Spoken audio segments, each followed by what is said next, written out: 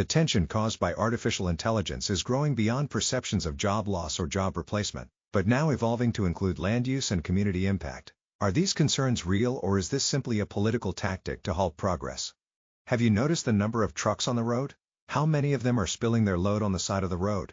The number of them driving recklessly amongst regular cars.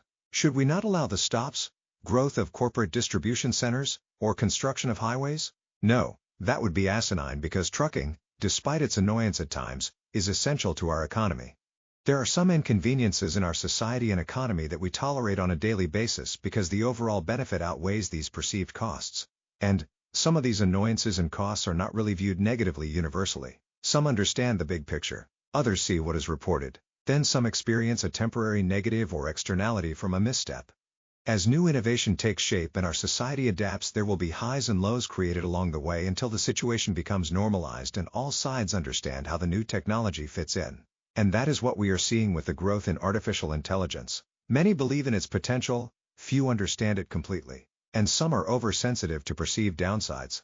Yet, the future of our American way of life and the global way of life as well is going to be dependent on artificial intelligence in some form or another. Whether you believe it is the bridge to realizing the visions from the Jetsons, or a creation of robot society, or simply just a way of making our operations more efficient, artificial intelligence is already shaping our society, economy, and world.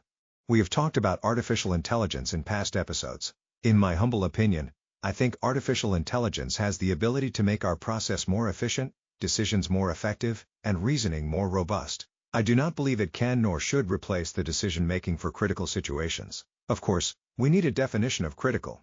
It is one thing using artificial intelligence to organize data, direct customer service calls and provide commonly effective solutions, and analyze data and organize researched information. It is completely different using it to make a healthcare diagnosis, issue judgment in litigation, or determine issues that have important and severe impacts to the parties involved.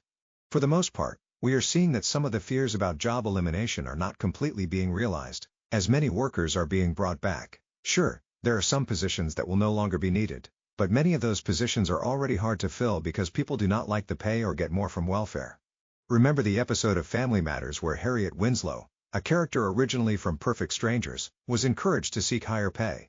She was the only human elevator operator in the building, but at a higher rate they no longer were willing to pay for something that was already obsolete. But she had a good reputation and was able to find other work. There will be some positions that are already on the outs, but artificial intelligence will give it the final nudge, and we must evolve with the time. Many of these positions are not obsolete because of public policy or market competition, but there are faster ways to do that task. And as much as you may personally like the people in those fields, the cost is not justifying the lack of consistent return compared with automation. We will talk about this issue more as it continues to evolve and grow. But let us discuss some issues being raised by externals. Not workers being impacted. Not workers putting the technology in place, but people residing in communities outside of Silicon Valley.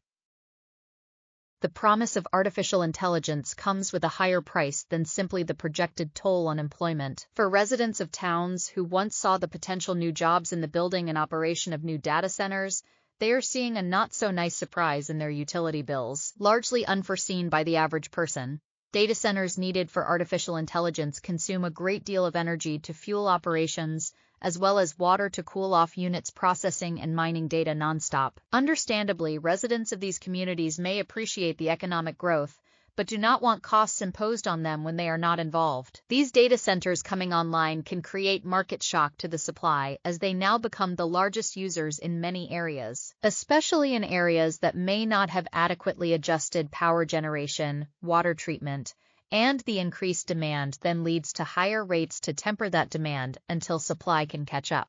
That is far from desirable in any community, so it is not surprising people are protesting against data centers. As the bills for utilities stack up, understandably the residents feel wronged, and rightfully so. Externalities from a for-profit company are being imposed on them without just compensation. There are efforts by companies building these data centers to reduce water use through replacing cooling systems to ones using coolant instead of water, and are looking at ways to remove themselves or reduce their impact on the power grid. It may take time for the situation to fully become tolerable, but residents should receive some relief.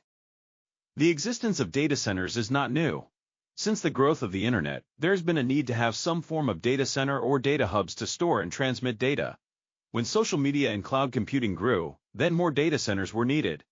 And now with artificial intelligence, there is an even greater need for data centers, which these ones seem to be more demanding on resources that ones built for social media and the internet. Have you tried to purchase memory lately? Like a memory card, flash drive, or hard drive? The cost of these devices have skyrocketed. Not a result of geopolitics, public policy, or supply disruption. A direct result of the demand for memory used by these artificial intelligence data centers. The prices for devices with higher storage capacity are insane. To some degree, these companies needed to do a better job on the supply chain, understanding their demand for memory and working with memory producers to better establish dedicated production batches for themselves, which could have alleviated the supply challenges on the overall market. There are many companies that need data, and having one sector being able to deplete inventory is not ideal. But these are the challenges with growth and implementation. The hope is that planning becomes more proactive rather than reactive, and some of these negative externalities may be prevented. We can empathize with the frustration of residents, consumers, and all parties impacted. People are already struggling for half a decade to make ends meet, and then a for-profit company raises the cost of living while delivering needed jobs. Hard to get ahead. So there is a bit of better planning needed. But we also need to understand that growth and innovation is not always orderly and predictable.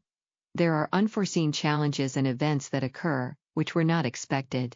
In anything, any type of forecast is at best educated guesses, as most just hope to be in the ballpark. But there are the unknown unknowns that exist, or changes necessitated that alter the expected outcomes. The best path forward is to try to eliminate the worst-case scenarios from happening, whatever those might be, and be able to mitigate negatives that are impactful but temporary. There will be learning curves with new endeavors, as there are no previous plans to copy. You may leverage similar projects, but new ones have their own unique constraints and obstacles. Consider how team owners and their front offices go about the project of building rosters that can compete on an annual basis. Rarely do you see a team experience success immediately. There is usually growth showing the potential to give hope in a plan.